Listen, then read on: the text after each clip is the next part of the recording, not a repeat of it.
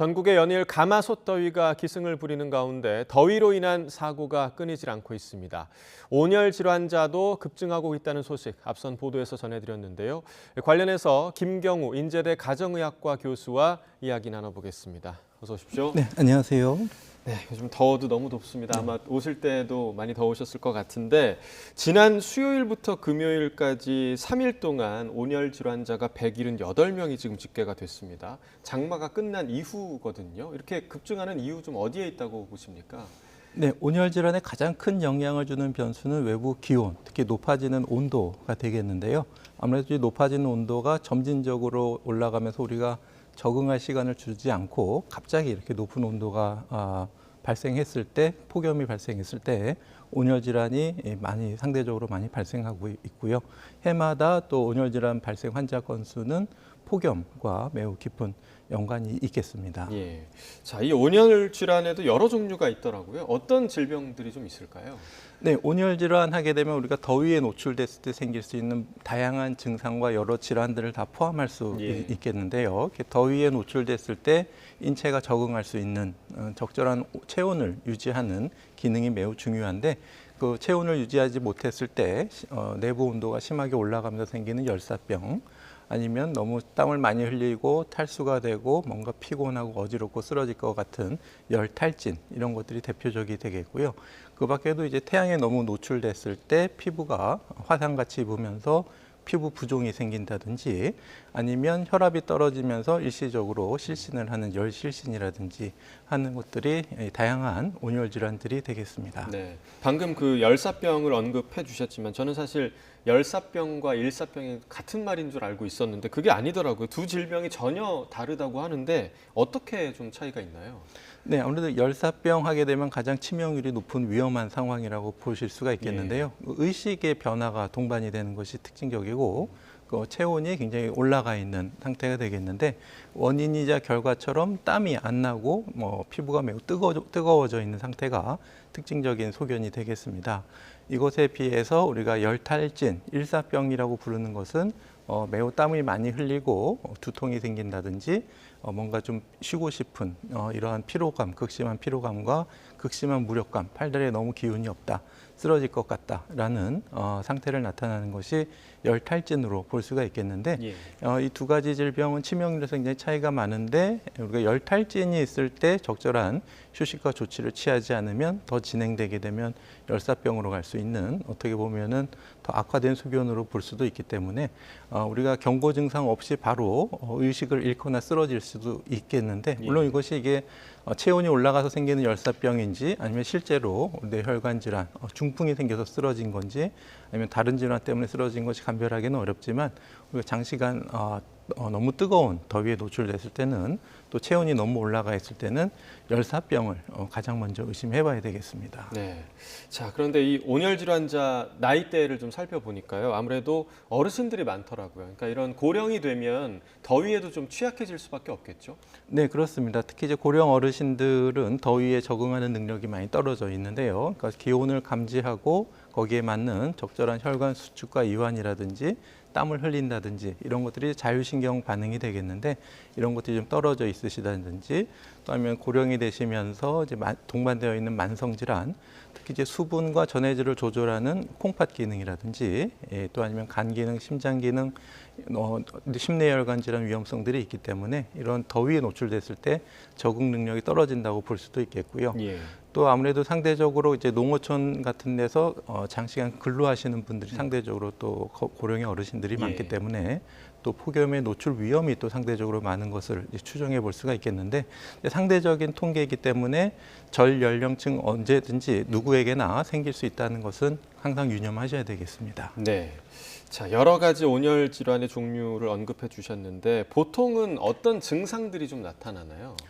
네, 일단은 다양한 증상들이 생길 수가 있겠는데 열탈진을 예를 들게 되면은 뚜렷한 증상이라보다 처음엔 좀 모호한 증상으로 생길 수가 있겠습니다. 심하게 땀을 흘린다든지 아니면 어지럽고 쓰러질 것 같다, 속이 메스껍고 토할 것 같다 라는 증상이 나타날 수가 있겠고, 또 전해질 이상이 생기게 되면 손이나 발 같은 근육이 쥐가 나듯이 경련이 생기는 근육경련이 생길 수도 있겠고요. 또 아무래도 탈수가 되게 되면은 수분이 부족해지면서 우리가 적절한 우리가 혈압을 유지하기 위해서 맥박이 빨라진다든지 또 아니면 어지럽고 실제로 혈압이 떨어지면서 의식을 잃고 쓰러질 수도 있겠습니다. 예. 그럼 그런 증상이 나타났을 때 취할 수 있는 응급 조치는 좀 어떤 게 있을까요?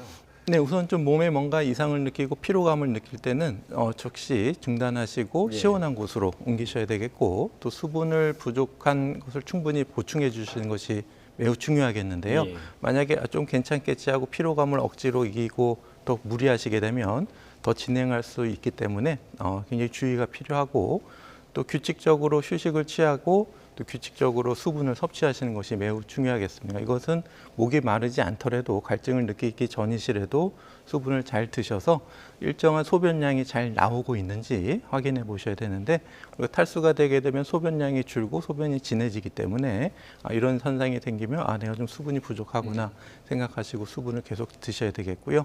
또 규칙적으로 시원한 곳에서 특히 그늘이라든지 또 냉방 장치가 있는 실내에서 적절한 규칙적인 휴식을 취해 주셔야 되는데 이건 젊은 분도 그렇고 만성질환이 있는 어르신들도 매우 주의가 필요한데 특히 만성질환이 있는 취약하신 분들은 조금 더 신경을 써주셔야 되겠습니다. 네. 어르신들의 경우에는 혼자 지내시는 분들 굉장히 좀 많잖아요. 이럴 때 혹시 좀 긴급하게 취할 수 있는 조치들이 좀 있을까요? 네, 일단은 좀 지켜보시는 방법도 한 가지 방법이겠지만 상태를 정확하게 알기 어렵고 또 증상이 뚜렷이 나타나기 어렵기 때문에 어르신들께서 좀 뭔가 증상이 이상을 생기신다고 하게 되면은 조기에 발견해서 조기에 적절한 의료기관으로 필요한 경우에는 119에 연락해서 이송하시는 것이 매우 중요하겠고요. 예. 또 이제 조기 발견보다 또 한 발 앞서서 조기 예방이 또 매우 중요하겠는데 물론 실외에서 온열 질환이 많이 생기지만 실내에서도 온열 질환이 많이 발생하기 때문에 냉방 장치가 취약한 지역에 계시는 어르신들은 조금 더 잘 살펴드리고 또 본인이 혼자서 더위를 피할 수 있는 조치를 취하기 어려우신 경우가 많기 때문에 그런 경우에는 좀 사전에 예방한다든지 아니면은 시원한 곳에 우리가 좀 냉방 장치가 있는 시설로 옮기신다든지 하는 조치를 취할 수가 있겠고 또 이제 어르신들뿐만 아니라 이제 뭐 또 혼자 판단이 어려운 예. 어린아이라든지 애완동물 이런 부분도 좀 신경을 많이 써주셔야 되겠습니다. 네. 아무래도 조기에 발견하면 너무 좋겠지만 이런 온열 질환의 장시간 방치가 될 경우에는 뭐 나쁘게는 사망에 이를 수도 있지 않을까 그런 생각이 좀 들거든요. 네, 그렇습니다. 특히 이제 갑자기 또 상태가 나빠지실 때는 네. 몸이 안 좋으면 그때 연락하면 되겠지 하고 혼자 계시다가 도움을 청하지 못하고 늦게 발견되는 방치되는 경우가 있을 수가 있기 예, 때문에 예. 특히 야외 작업을 하실 때는 혼자 가지 마시고 꼭 동반자가 같이 가셔서 누가 좀 어려움이 있을 때 도와주고 연락을 할 수 있도록 같이 행동을 하셔야 되겠고요. 또 이렇게 폭염 경보에 대해서 미리 인지하고 예방하고 하시는 것이 제일 좋지만 이런 정보에 또 취약하신 분들이 계실 네. 수가 있기 때문에 요즘 휴대폰으로 이제 이런 안전 문자 메시지가 오긴 하지만 그걸 또 인지하지 못하시는 분들이 있고 네. 또 기온 변화도 또 아침 저녁으로 다르고 또 지역마다 다르고 또 일기예보 틀릴 수도 있기 때문에 수시로 확인하시고 또 수시로 본인이 확인하기 어려우신 경우에는 또 농어촌 같은 경우에는 지역 공동체에서 이장님이라든지 이런 네. 분들께서 적극적으로 홍보를 하고 이런 야외 활동을 자제할 수 있도록 하는 등의 어떤 작은 단위에서의 실천도 매우 중요할 것 같습니다. 네. 이렇게 이제 장시간 방치되거나 혹은 제때의 응급 조치나 치료를 받지 못하게 되면 후유증도 남을 수 있지 않을까 싶은 생각이 들거든요. 후유증도 좀 있을까요? 네, 우선은 우리가 예전부터 뭐 더위 먹었다라는 표현을 네네네. 하는 것처럼 모호하게 막연한 무력감과 피로감이 장시간 지속될 수도 있고요. 실제로 만성 질환이 있어서 뭐 콩팥 기능이나 간 기능에 문제가 있으신 분들은 또 간 기능이 떨어진다든지 또 만성 질환, 혈압이나 당뇨 같은 것들이 잘 조절되지 않는다든지 그런 다양한 증상으로 나타날 수가 있기 때문에 이런 만성 질환이 있고 좀 증상이 좀 의심되시는 분들은 초기에 적극적으로 주치의를 만나서 상담하시고 초기에 검사를 하시고 대응하시는 것이 중요하겠습니다. 네. 근데 뭐 이제 최근 날씨를 보면 굉장히 좀 오락가락하는 그런 형태가 많습니다. 어제 같은 경우도 갑자기 또 비가 쏟아지는 그런 시간대도 있었고 이렇게 날씨가 급격하게 변화하는 이런 시기에는 건강 관리를 좀 어떻게 하면 좋을까요?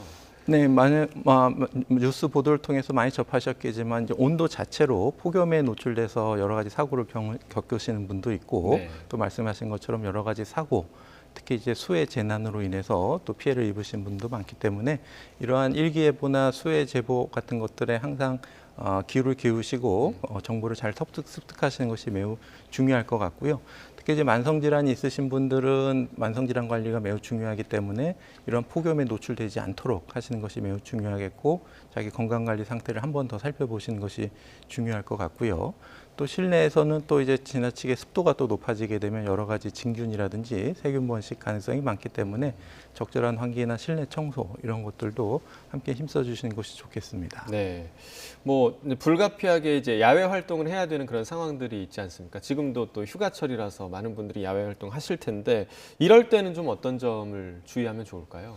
네, 일단 폭염이 노출을 피하기 위해서는 이제 뜨거운 시간대를 피하셔야 되는데 네. 뭐 12시에서 4, 5시 사이가 가장 뜨겁지만 그 전후로 10시에서 12시라든지 또 아니면 아침이나 저녁에도 온열 질환 발생이 있기 때문에 뜨거운 시간대는 피하시되 또 그렇지 않은 시간대라고 해서 방심하시면 안 되겠고, 또 만성 질환이나 취약하신 분들은 특히 더 활동에 주의를 하셔야 되겠지만 또 젊고 건강하신 분이라고 하더라도 더 더운 시간에 신체 활동을 한다든지 이런 것들은 좀 피하시는 것이 좋겠고, 아무래도 폭염을 피하시고 또 조기의 증상을 인지하실 때는 중단하시고 피하시고 적절한 휴식을 취하는 것이 매우 중요하겠는데, 이런 야외 활동을 안 하실 수밖에 없는 어떤 사업장에 계신다든지 어쩔 수 없이 일을 하셔야 된다는 분들이 계시기 때문에 이럴 때는 사업장 관리 규칙을 엄격하게 적용해서 예. 물과 그늘과 충분한 휴식을 할 수 있는 이러한 사업장 지침을 철저하게 지키도록 하는 것이 매우 중요하겠습니다. 네. 이렇게 우리가 폭염을 견뎌야 하는 시기인데 아이러니하게도 최근에 독감으로 고생하는 분들 주변에 좀 있더라고요. 사실 독감은 한겨울과 함께 떠올릴 수 있는 그런 질병인데 여름철에 지금 독감이 유행을 하고 있습니다. 이런 현상을 좀 어떻게 봐야 할까요? 네, 굉장히 좀 이례적인 현상인데요. 예. 실제로 통계적으로 봤을 때도 우리 코로나 유행 이전이라고 하더라도 이 시기에는 외래 환자 방문당 환자 수, 의심 환자 수가 다 4명 미만이었는데 최근 들어서 17.9명으로 굉장히 많이 발생하고 있고, 독감 의심 환자 중에는 실제 독감 환자도 있고 독감은 아닌 다른 호흡기 바이러스 질환자들이 또 상당히 많은 것으로 밝혀져 있어서 아무래도 지금 겨울철 여러 가지 실내에서 밀집된 생활이 증가한다든지 또 연령별로 보게 되면은 초중고 학생들 층에서 많이 발생하는 것으로 알려져 있는데 예. 이런 자녀들이 먼저 걸리고 또 나중에 또 가족 중에서 또 확진되는 사례들도 보고가 되고 있어서 열이 나고 호흡기 증상이 있는데 인플루엔자나 코로나 신속 항원 검사를 하면 또 음성인데 이러한 심한 호흡기 증상과 발열이 있으신 분이 상당히 많이 증가하고 있습니다. 예. 자, 뭐 독감뿐만 아니라 여러 이제 감기 걸리시는 분들도 많더라고요. 여러 가지 바이러스 종류가 있을 텐데 증상으로는 사실 구분하기가 쉽지 않거든요. 바이러스별로 좀 어떤 증상이 좀 있을까요? 네, 맞습니다. 호흡기 바이러스라는 특징 때문에 증상만으로는 진짜 어떤 바이러스인지 구별하기가 매우 어렵습니다. 공통적으로 기침이나 인후통과 같은 호흡기 증상과 더불어서 근육통이나 이제 발열이라든지 또 식욕부진과 같은 전신 증상이 동반되는 경우가 있는데, 이제 인플루엔자는 좀 특징적이게 갑작스럽게 빠른 열이 나타나면서 또 눈이나 이런 쪽에도 통증이 또 동반되는 경우도 있는데 예. 또 그렇지 않고 경미한 경우도 있기 때문에 감별하기는 어렵고, 또 가족 중에 누가 선행 확진자가 있으면은 이제 아무래도 같은 바이러스 감염일 가능성이 많은데 예. 소아에서 아데노바이러스 같은 경우에도 성인들도 감염되는 경우가 있기 때문에 아이들이 감염된다고 하더라도 이제 가족 중에서도 좀 주의가 필요한 경우가 또 있겠습니다. 네. 자, 감기도 문제고 독감도 문제고 지금 주변에 코로나19 확진자들도 굉장히 많습니다. 이제 와서 또 코로나냐 이런 분들도 많으실 것 같은데 최근에 하루 확진자 수가 4만 명대까지 지금 나온 날도 있었거든요. 이런 상황 좀 어떻게 보시고 계신가요? 네, 여러 가지 요인들이 이제 복합적으로 작용한 것 같습니다. 이제 기존에 우리가 백신 면역이든 자연 감염이든 한번 획득하셨던 면역이 시간이 지나면서 조금 감소하고 있고, 그다음에 이제 최근 들어서 이제 코로나 유행은 여전히 오미크론인데 그래서 XBB 제조업 변이 바이러스에서 조금씩 변이가 생기면서 면역 회피력을 획득하면서 또 원인이자 결과처럼 좀 면역 회피력이 높은 변이 바이러스들이 이제 유행을 더 잘하고 있고 또 여러 가지 이제 방역 규제가 좀 완화되면서 이제 확진자 같은 경우에 의무 격리에서 권고 격리로 전환됐고 대중교통에서 마스크가 이제 권고로 변환됐기 때문에 예. 물론 권고 수칙에도 잘 따르시는 분들이 있지만 아무래도 좀 그런 부분에서 좀 취약한 부분이 있을 수 있겠고 또 예전부터 이제 밀폐된 실내에서 이제 에어컨 바람에 다 같이 노출된 경우에 이제 한꺼번에 많은 분들이 높은 바이러스에 노출될 수가 있기 때문에 그런 것들이 좀 복합적으로 작용했다고 볼 수 있겠습니다. 그럼 중요한 게 이제 지금 그 많은 확진자들 중에 위중증 환자 또 사망자 규모가 또 중요하지 않겠습니까? 어느 정도 규모인지도 좀 궁금하고 고령층이 아무래도 많겠죠? 네, 최근 치명률, 그러니까 확진자 대비 이제 사망하시는 분의 어떤 치명률 같은 경우에 0.03%. 예. 그러니까 2, 3개월 전, 올 초만 해도 0.06%에 비하면 치명률 자체는 좀 많이 감소했는데 워낙 치명률이 절반으로 감소했다고 하더라도 확진자가 2배 이상 증가하게 되면 사망자 수 자체는 여전히 많다고 봐야 될 것 같고 고령의 어르신이나 면역 저하자께는 여전히 치명률이 높기 때문에 걸리지 않도록 잘 주의하시는 것이 필요하신데 네. 감소세 꺾인다고 하더라도 당분간은 몇만 명씩 생길 수가 있기 때문에 걸리지 않도록 주의하시거나 이제 XBB를 타겟으로 하는 이제 일가 백신이 아마 가을 겨울철에 도입이 될 것 같은데 문제는 그 전까지 어떻게 할 거냐가 또 중요한 부분이 될 수 있어서 기존의 백신을 올해 상반기에 맞지 않은 면역 저하자나 고령층 어르신들이 있다면은 지금이라도 추가 접종을 해두시고 또 지금 맞으면 3개월 지나면 겨울쯤 되니까 그때 이제 새로 나온 백신을 독감 백신하고 동시에 또는 아니면 떨어져서 맞는 것이 어떨까 이렇게 좀 생각하고 있습니다. 그러면 코로나와 독감이 동시에 걸릴 수도 있는 건가요? 그럴 때는 어떻게 해야 되나요? 네, 지금 통계적으로 봤을 때 코로나 확진자 중에서 실제로 인플루엔자를 같이 걸리신 분들이 보고에 따르면 0.3%에서 1.3% 정도로 실제로 어느 정도 적지 않은 수 있는 것으로 알려져 있는데요. 일단 치료제 같은 경우에는 이제 각각 독감에 대한 치료제 그리고 코로나에 대한 치료를 같이 사용할 수 있겠고 이 바이러스 폐렴에서 가장 또 문제되는 거는 이제 세균성 폐렴이 같이 동반되기 때문에 어떤 그런 세균성 폐렴이 의심되는 경우에는 항생제 치료도 적극적으로 하고 있습니다. 네. 자, 그런데 이제 그 코로나19 감염병 등급이요 낮아진단 말이죠. 그러니까 2급이었는데 4급으로 하향 조정될 예정입니다. 이럴 때 좀 개인이 지킬 수 있는 그런 위생 수칙 어떤 것들이 좀 있을까요? 네, 우리가 기존처럼 그러니까 강력한 사회적 거리두기는 이제 어렵고 또 실제로 효과적인 백신과 치료제가 있기 때문에 우리가 조기에 발견해서 치료하고 또 백신을 맞아서 예방하면 적절히 보호하실 수가 있기 때문에 예전에 어떤 강력한 사회적 거리두기는 좀 의미가 떨어졌지만 무엇보다 이제 의심 증상이 있으신 분들, 뭐 코로나 바이러스든 아니면 다른 뭐 아데노 바이러스나 호흡기 감염 증상이 있으신 분들은 대면 접촉을 피하시고 특히 이제 고령이나 취약자 어르신들을 대면 접촉하는 걸 피하는 것이 매우 중요하겠고요.